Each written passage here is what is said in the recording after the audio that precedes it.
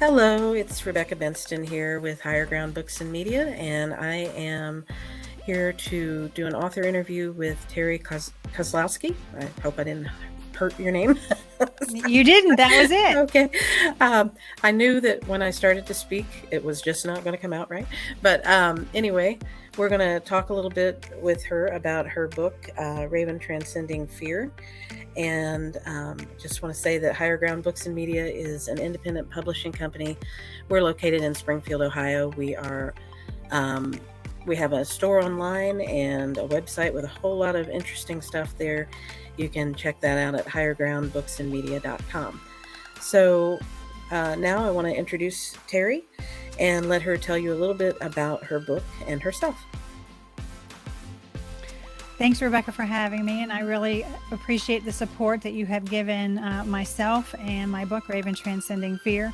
It is a teaching memoir, and it's really about my story of recovery from child sexual abuse and abandonment by my mother when I was 11 years old.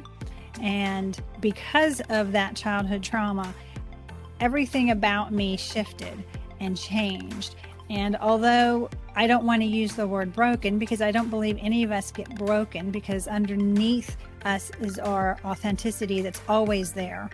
But I do believe that I put on masks and armor and defense mechanisms that covered up who I authentically was.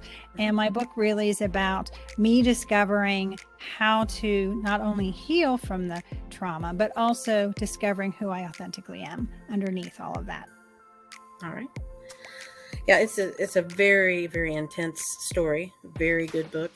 And it's also available on audio. Is it available? It will be available on audio. It is something that I am currently writing a course and on personal boundaries, and that should be coming out here in August. So I'm in the midst of recording all that. When I'm done recording the course, then it is my next project is to go ahead and do the audio book. So I'm hoping to have that out before the holiday season. Okay. And let's see, there was something else I was going to ask you. I know that you have a blog that you write regularly. Lots of good topics come across in my email from everything you share there. And what were some of your favorite topics that you've written about? Some of the ones that you really, really got into? It's interesting because I actually pre-plan my topics for the year. So I could tell you, I can pull up my content calendar and look at what I'll be talking about in Thanksgiving and Christmas. But the reality is, I find it so amazing that when I go to write an article, I research a little bit and then I sit down, and every Fridays is my writing day.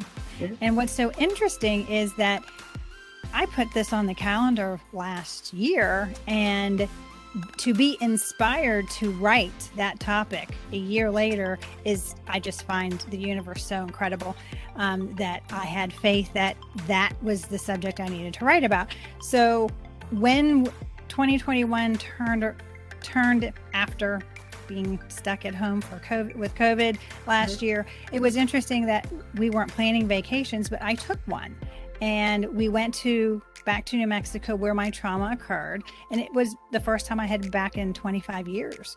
And it's interesting that when the article that I was supposed to write when I came back was really about understanding your healing journey. And I thought, well, that's incredible. How in the world, the universe is fabulous that it knows and it plans even when we have no clue that it's going on. Absolutely. So, part of what I tend to write about a lot is authenticity and figuring out who you authentically are underneath all the masks and armor. And a lot of times what people don't realize is, you want me to be authentic with you, and I want you to be authentic with me. And yet we come with pretenses, we come with masks on, we come with armor, or we've taken on roles. You're the publisher, so the publisher has supposed to act a certain way, but that's really not it. I like Rebecca because of who Rebecca is and the support she gives me as an author, not because there's any altruistic motives or anything that I'm trying to get from you, and you're not trying to get anything from me but my best work. Right. So the other thing that happened when I came back from the vacation is that I realized there's a second book in me. that Okay. I wouldn't have thought that there was. Because if you would have asked me prior to the vacation, I said, no, I'm done. But Okay. there is a second book in me. Great. And the universe gave me the title. It's going to be called Soul Solutions. And it really is the end of that healing journey when you come to the place where you recognize that all the pain and all the suffering that you've been through is really over unless you pick it back up again. And That's right. That's a choice that we can make. We can either continue to pick it back up and relive things, or we can completely let it go and know that we have dealt with all those demons that have bothered us and that we are on the other side. And that's what the second book is going to be about. Wow, that sounds really interesting. Can't wait to read that one. So, Thank you. yeah. Let's see. Are there any rituals that you go through in order to sit down to write? As far as, are there things that you have to have a certain way, or is it just that you need, quiet and just time? I don't think I'm like most other writers. I do feel that everything I write is inspired in some way. And despite the fact that I do research a little bit about it, mainly because there are a lot of my topics are psychological in nature, especially due to the trauma. So I want to make sure that I'm not stating anything that is not factual, and there are resources that people can go to. So that's part of the research that I do. But for me, it's just really about, I have my morning, my every day. I meditate, I do mantras, I journal. I do that every day. That's the way I start my day. The first hour is Terri time. And that is something that I do on a consistent, regular basis. And as long as I've done that, I allow the universe to let me, flow in and out of what it is I'm supposed to do. There are some days that I sit down and I write and it comes out of me, and 2 hours later I'm shocked I have over 2,000 words written. And there are other days that I sit down to write and nothing's coming. And I struggle for 5 hours, then I finally say, okay, I'm done. I have to come back to this. That is farther in between than, I don't tend to have that very, although I had that last week.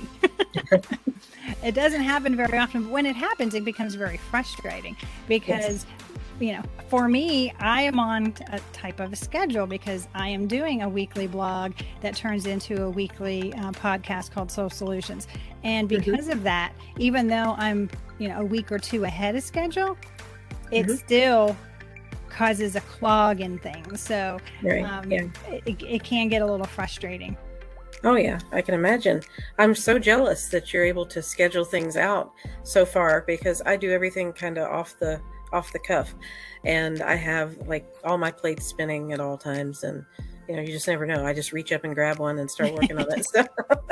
So it's really kind of cool that you have an actual plan and all that. So I have little mini plans, but I don't really know where they are at any given time. So just gets done, So do you have let's see, do you have a favorite writer that you like to read?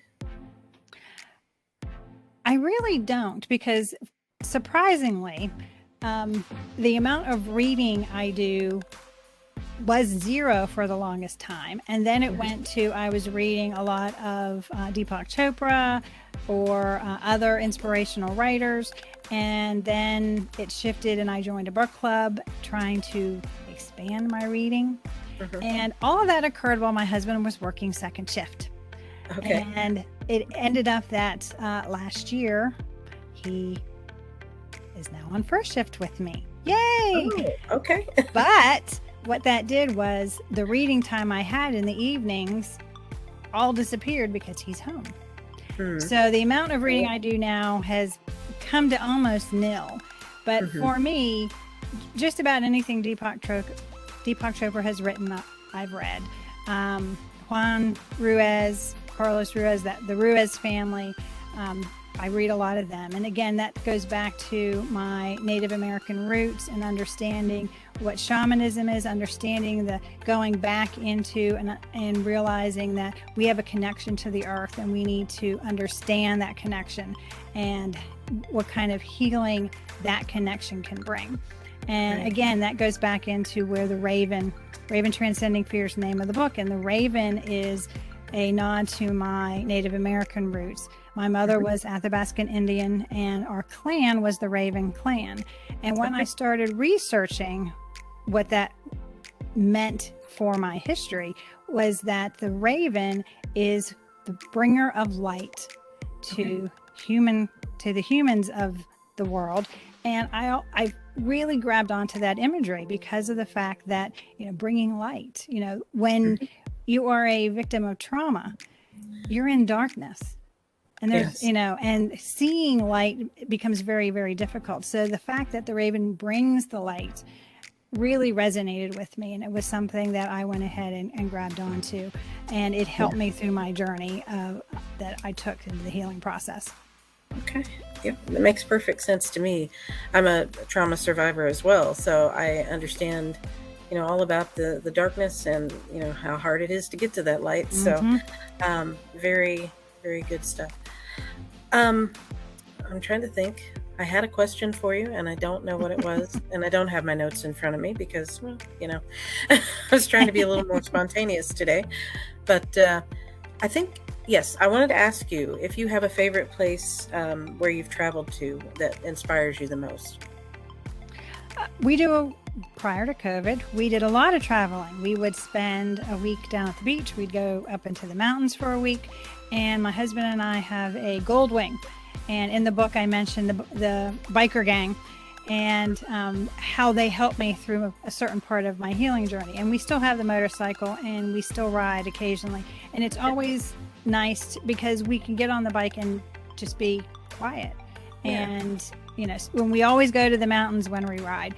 So for me, any type of nature is very helpful. It's very soothing. And when I was younger and teenager and still trying to figure out what all had happened to me, I spent hours hiking in the woods and being one with nature, because although it's bad for us to be in solitude, there are certain types of solitude that we all need for our own self-care.